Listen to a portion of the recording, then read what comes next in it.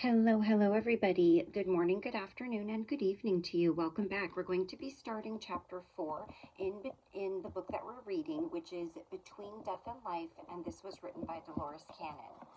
Now, in my previous video, I did explain that chapter 4 is quite longer than the last two chapters, so we will probably break this one up, this particular chapter, into maybe 3 videos is what I'm thinking. So this one is titled The Schools. So we ended with the greeters, which mainly talks about who you can expect to greet you when you leave this body and you go to the other side, and how that can vary, and how you'll recognize them, and just a variety of different things. We talked about a near-death experience, I think in the last chapter as well. So we've gone over just some basic beginners things, which I really like the way this book is written, because anybody at any level can read this, and even if they don't believe, they can understand intellectually what they are reading. The schools. I was to enter the fascinating spirit realm many times. This is the area that holds the most fear for humans, and the one that raises the eternal question, where will I go when I die? Everyone wonders what will happen to them, whether there will be total oblivion or continuation of the personality. Even the most religious still harbor their uncertainties. I do not have all the answers, but I believe I can help through the information I have received in my regression research. Even the regressed somnambulist cannot tell you what they do not know. But when you obtain the same descriptions from many different people, you have to assume it has validity. Maybe it rings true because the majority would truly like to believe the afterlife is a place of peace and contentment. I personally find the idea of staying in the ground until Resurrection Day or Judgment Day totally repulsive. Also, the idea of floating around on a cloud playing a harp for eternity is not my vision of heaven. I think it would get boring quickly. Maybe I find this concept of the schools attractive because my insatiable curiosity and my constant quest for knowledge. Whatever the case, I think this gives us the best description and maybe, just maybe, the answers to some of the haunting questions that plague us all. Many times when I regressed different subjects, they would not be involved with a life. Their answers would reveal that they were in between, on various spirit levels or planes, and in different places. The most common of these was the school. I asked for a description, so here we're going to go into sort of an interview type of layout. S, which again is for subject. It is the school of knowledge. I see the hall. It is tall pillars and it's all in white. Real light. How do I explain it? The light comes from within and without, from everything, and just shines. And D, or Dolores, says, do you mean like sunlight? S, not that bright, but more lasting. It's very peaceful, very restful, very calm. It is a very nice place to be. D, where is this school of knowledge? S, it's just here. It is on a different vibration from the existence known as Earth. It is on a separate plane of existence. D, it has no connection with Earth. S, we learn of what we have done, and in this way it has a connection with Earth, but none other than that. D, you said this is like a big hall. Are all the classes held in the hall? S, no, they have classrooms off of it. This is a kind of main walkway, so like a main hall where all the lockers would be and all the kids walk down, and you're kind of picturing like all these doors between the lockers, like a typical elementary school inside or a high school. You can see anything that you want to see here. Just by visualizing it, it occurs. You can make it as nice or as bad as you wish. If you're dealing with a guilty conscience and you want to make yourself suffer, you can make yourself do that also. You can make the surroundings look like you want them or the way you have visualized it. On some planes, including the plane that I am on now, it's like being on a higher plane of Earth. So the topography here is similar, but it has a finer energy level. I mean, there are hills and mountains and valleys, but they may not be positioned exactly like the hills there on Earth. There's greenery and such, but the colors are more intense and purer. One can also have buildings and such here, but usually their constructs of energy are influenced in such a way as to give off a certain image. D. Would the other people there see the same things you are seeing? My guess is no. But she says yes. Oh, I think the experience is different than what you're actually visually seeing as far as what the school looks like. Maybe that's what she means. Yes, the mountains and greenery are general features of this plane that everyone sees. It's Earth, but it's at a different energy level. And with it being a different energy level, the laws governing energy are different. The ground is solid, and the hills are solid, and the trees and the animals really exist. They're really there. It's like the plane of incarnation that I will be going to again. But since the laws of energy are different, other things can be done with artificial constructs. D. Does everybody have to manifest it, or is it just there all the time? S. It's there all the time. It's just a matter of personal perception as to whether or not you perceive it. D. Do you mean there are people who might come there and not see the same things that you are? S. No, I'm speaking of people on the plane of incarnation. They would not perceive it because they're perceiving things at a lower level or a lower plane. D. Would this place be equivalent to what some people call heaven?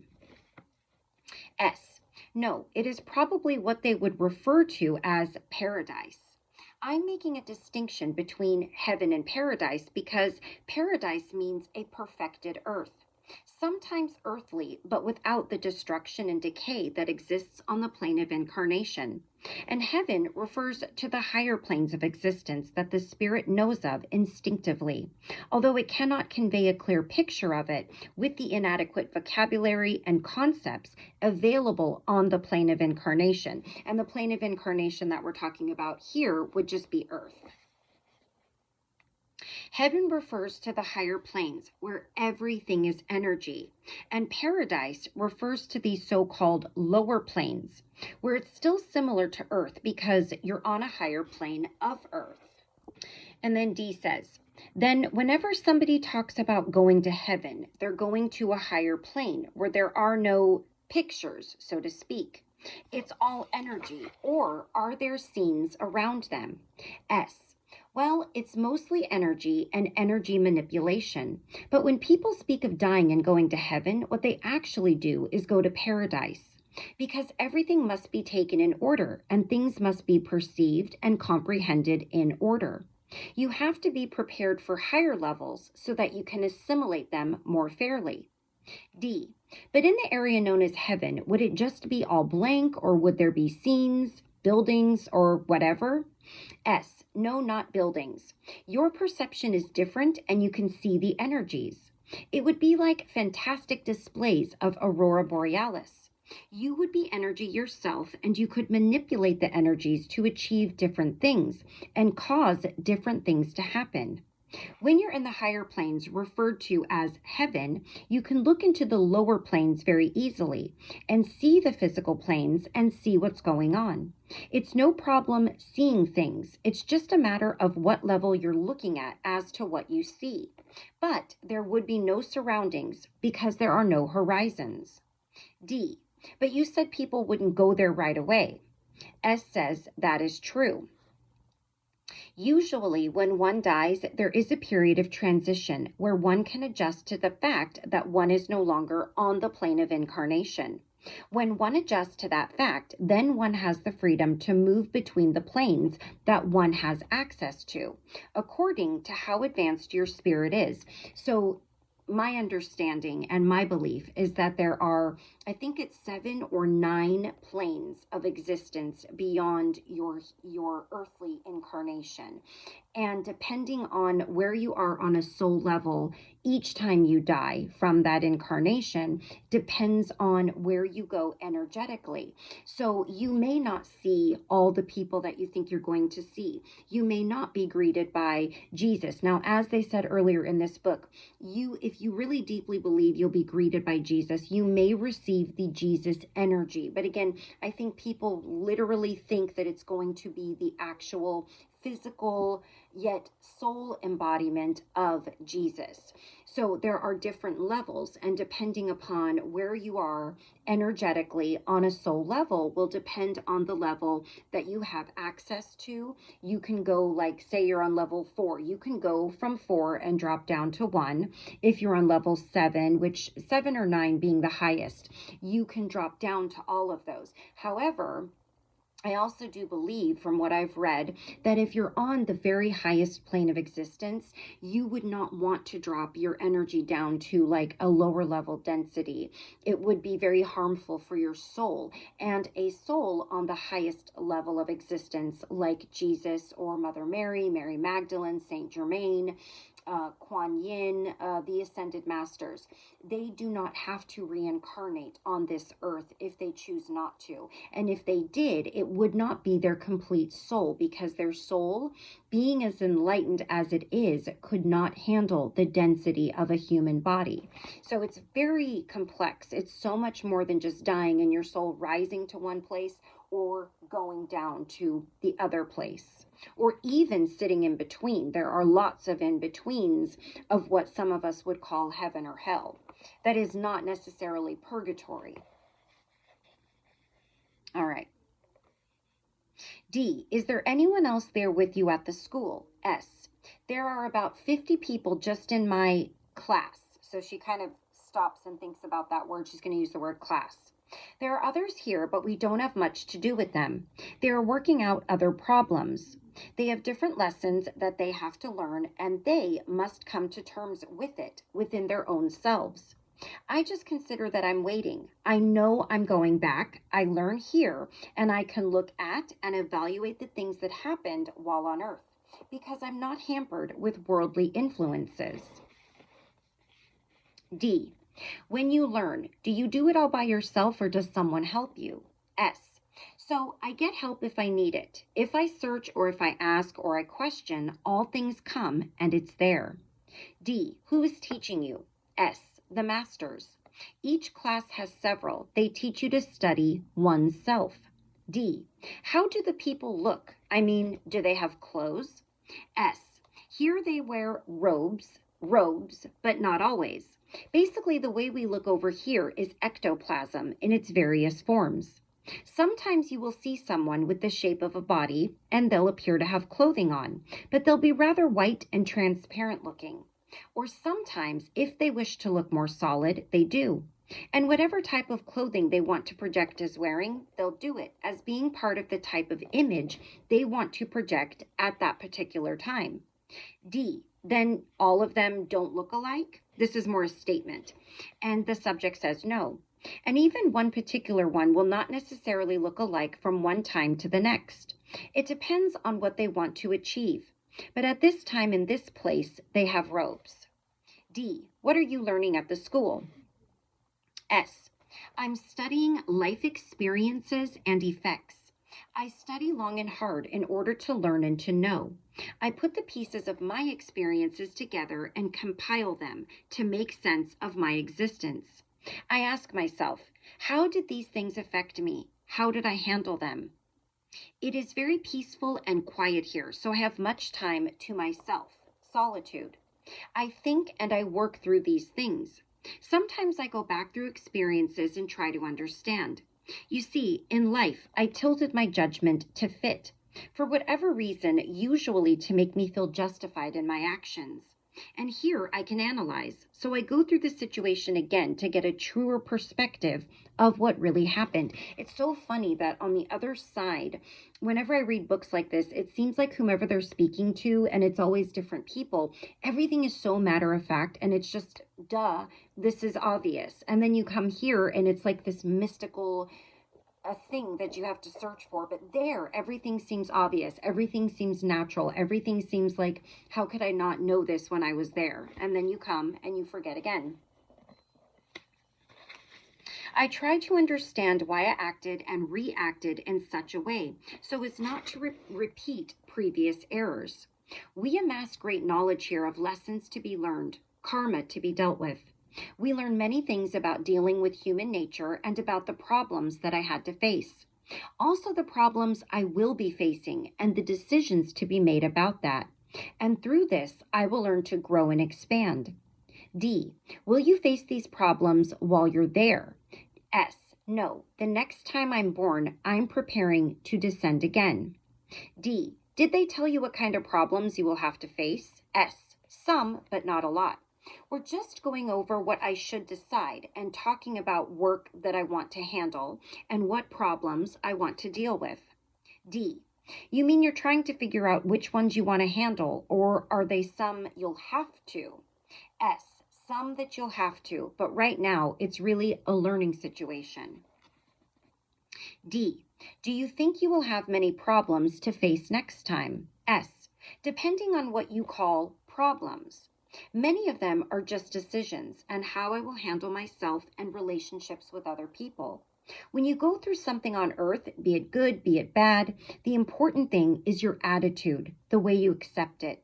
How do you handle the defeats? How do you handle your victories? How do you deal with situations and problems? How do you accept failures? Are you gracious? You know your life situations. All these are the sum total of who and what you are. And self-deception, that's a big one. People can't be honest and can't look at things. They make excuses for why they do things and justify it and twist it until they've lost all truth. Just looking at the time. Okay. D. Are there any particular lessons that you're having trouble with? S. I have to learn to speak up for myself.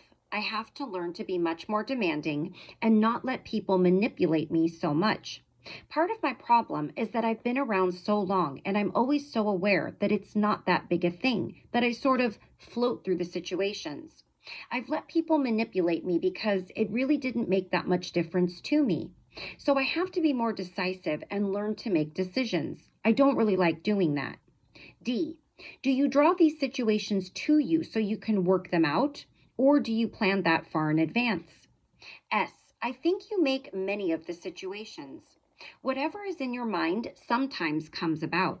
Your spirit knows what things you need to learn, and then it creates situations without you really being aware of what's going on. That's interesting. But it all happens for reasons. When I'm there on earth, I won't really know. I won't really decide. I'll just think they're happening by chance, or maybe blaming others. There's so many ways we can look at the things that happen in our lives. But they've all been thought about and planned out for purposes. S. Does anybody help you make these plans? Or D asks that question. S. Yes, sometimes I let other people here help me. There's a woman who's helped me a lot. She looks after me. Sometimes, even in a life, I seem to become more aware of her existence. For instance, when I'm growing out of being a child. Sometimes when I'm very involved in everything, I'm not as aware of her presence. Here, she sometimes shows me how certain actions will affect me in a life. She'll flash them like on a movie screen on a wall, and she will say things like, "This is what will happen if you do this, and this is the problem you will face." You know, she'll explain it where I wasn't aware of it. In life, there were difficulties when I knew something was wrong, but I couldn't see it. Sometimes she's made things that I needed to know knowledgeable to me. D. Do you know how long you're going to stay there or stay here? S. Not long. I know I need to get on with it. I want to learn all I can. I try to continue all of my learning as much as I possibly can. At times, I think that I've pretty well got it, and then there are always things that come up.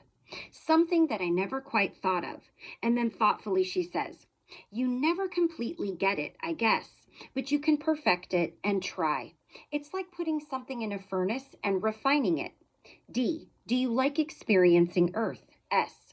Well, even though I think there's nothing more I can learn, each time I learn something else. I have a tendency to be a touch rebellious. I know that I've not overcome it yet, even though I like to think I have. D.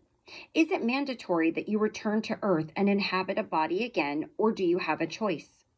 S says no, for there is no have to. If it is most appropriate, yes, then that might be the best thing to do.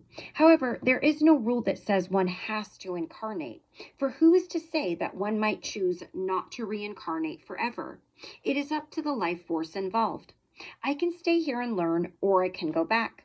I will probably go back. I look at the piece and I think I'm ready for the challenges. So I wonder then, if you don't ever go back, do you always just stay on that plane? I wonder how that might be different. Maybe we'll talk about that further on. D, do you make any decisions as to when you come back? S, when I find someone who I feel will fit my need, then I have a choice. You get involved with other people. You build ties and emotions. You are open, you feel, you sense, and their lives affect you. D, is it all planned in advance? S, it has to be, because there are so many who wish to return and so few bodies to return into. D, do you make all these decisions yourself? S, no, ours are the lesser decisions to make. The teachers and the masters help us decide the major decisions and the major happenings. D, it sounds like it would be complicated. S says yes, but it works. It would be too complicated for you to figure it out by yourself. Plus the fact that everyone would want to make things extremely easy for themselves and not have any problems. You wouldn't grow that way. D, can you choose the type of person you will be? S, you have certain characteristics. You are the sum total of everything you have ever been or done. You are a person. You may be slightly imprinted through your childhood by the people you're around, but that is more of an added element. So the whole nature versus nurture thing might come into play as an argument. There's that time immemorial argument of who do you become who you are because of nature or because of how you were brought up, how you were nurtured, or lack of it. It doesn't really change you. You are what you are, what you've done, what you've said, what you've thought, how you've lived and handled every situation. You are a sum total of all these things. D, what about free will?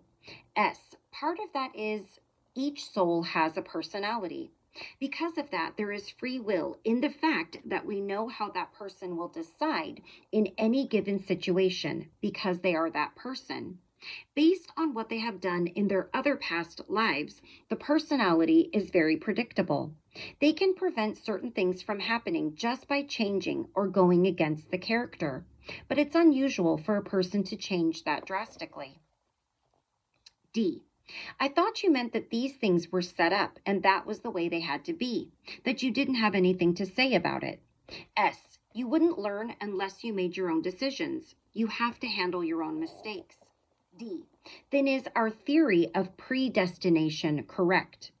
S, to the extent that the predestiny you see is your own and not determined by some God in the sky who says, you shall do this and you shall do that, and you and you and you shall do some other. The predestination you perhaps see in your future is entirely your own because you yourself choose which path you will take. It might be relevant to say that the you I speak of here has a far greater scope than what you yourself are accessible to. Okay, I'll finish up with the rest of this explanation and then we'll stop right here. There is in each of us a far greater part than we are aware of. Each of us are tips of our own iceberg, and it is this iceberg which chooses our destiny. That is why it is so easy to ascribe those experiences which you might call unpleasant to some god, some unseen deity in the clouds, someone who says, you shall grovel and wail and gnash your teeth, while the one next to you shall ride in splendor and enjoy a life of luxury. This is not the case at all. It is that each of us is simply speaking from our own very limited perspective. All right. So we will continue on with this chapter, the schools, in our next video. Yeah, I think it'll be probably about broken up into 3 different videos. Hopefully that's okay with you. Thank you all so very much for joining me. I love you all very much, and until I see you again, take care of yourself and take care of those around you. And I will see you again very soon for continuing chapter 4. Bye-bye.